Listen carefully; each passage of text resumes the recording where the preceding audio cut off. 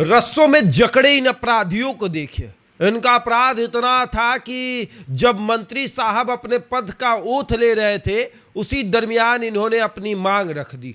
मंत्री साहब को गुस्सा आ गया और उसके बाद दे दनादन लाठियां चली और फिर इनकी गिरफ्तारी हुई। अपराधी बड़े हैं ये। इनका अपराध बस ये है कि आए दिन ये नौकरी की मांग करते हैं, आए दिन पटना की सड़कों पर उतर आते हैं। इनसे बड़ा अपराधी कोई नहीं है। इनको जेल में रखिएगा, इनको जेल से बाहर मत आने दीजिएगा, इन्हें जेल में ही रखिएगा, क्योंकि ये बहुत बड़े अपराधी हैं। इतने बड़े अपराधी हैं कि कल को किसी को नौकरी दिलवा सकते हैं। अगर फिर किसी को नौकरी मिल जाएगा तो लोग शिक्षित हो जाएंगे, लोग समझदार हो जाएंगे। ये शिक्षा की बात करते हैं। इनको जेल में ही रखिएगा, बाहर मत आने दीजिएगा। शिक्षा मंत्री, नए शिक्षा मंत्री मिथिलेश तिवारी से एक सवाल है कि जब आप अपने पद का ओथ ले रहे थे, जब आप शिक्षा विभाग को संभाल रहे थे, उसी दरमियान आपकी सरकार की जो पुलिसिया व्यवस्था है वो छात्रों पर लाठियां बरसा रही थी और उसके बाद छात्रों को गिरफ्तार किया गया। छात्र नेता दिलीप को गिरफ्तार किया गया। ये वही छात्र नेता दिलीप है जो हर बार छात्रों की मांग करते हैं। इनका बहुत बड़ा अपराध है और ये बहुत बड़े अपराधी हैं। दिलीप हर बार सड़क पर उतर आते हैं, हर बार छात्रों को की आवाज को बुलंद करते हैं। इनको जेल में रखिएगा। छात्र नेता दिलीप के कमर में एक बेल्ट आप देख रहे हैं, वो बेल्ट बस इसलिए है कि कमर में दर्द है, और हाथों में हथकड़ी देख रहे हैं, वो बस इसलिए है क्योंकि छात्रों की मांग को उन्होंने उठाया है। सवाल मिथिलेश तिवारी से है कि आपने जब शिक्षा विभाग को संभाला, उसी दरमियान आपकी जो पुलिसिया व्यवस्था है वो छात्रों पर लाठी बरसा रही थी। शर्म नहीं आती आपको? आप मंत्री बन रहे हैं, आप उन्हीं के वोट से विधायक बने और फिर मंत्री बन रहे हैं और उन छात्रों पर लाठियां बरसा रहे हैं। बस किस लिए? क्योंकि वो अपनी हक की मांग कर रहे हैं।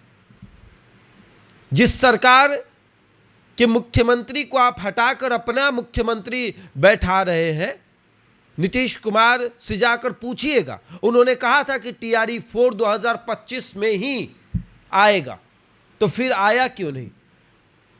TRE 4 की मांग है और TRE 4 जब आएगा तो उसमें नौकरी होगा। उसके बाद आप ही लोग अपना पीठ थपथपाएंगे, गांधी मैदान में खड़े होकर कहेंगे कि हमने इतनी नौकरियां दे दी।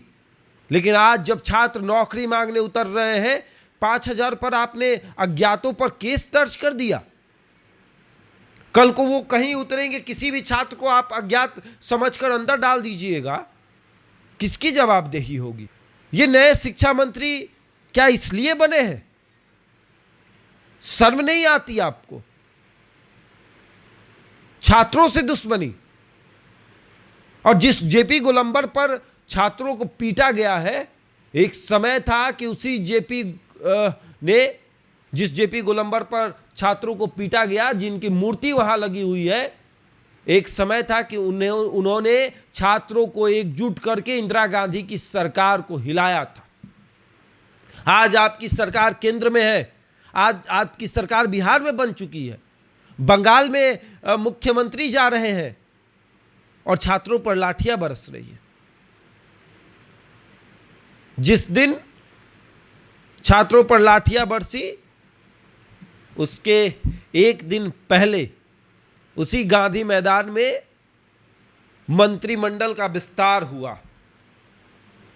कितनी फैसिलिटियां थी। और जब छात्र कड़कती धूप में अपनी मांग को लेकर सड़क पर उतरे तो उनके ऊपर बेदर्दी से लाठियां बरसाई गई। किसी का सर फटा, ना महिला ना पुरुष, किसी को नहीं देखा गया। जैसे लाठी बरसाना है बरसाइए।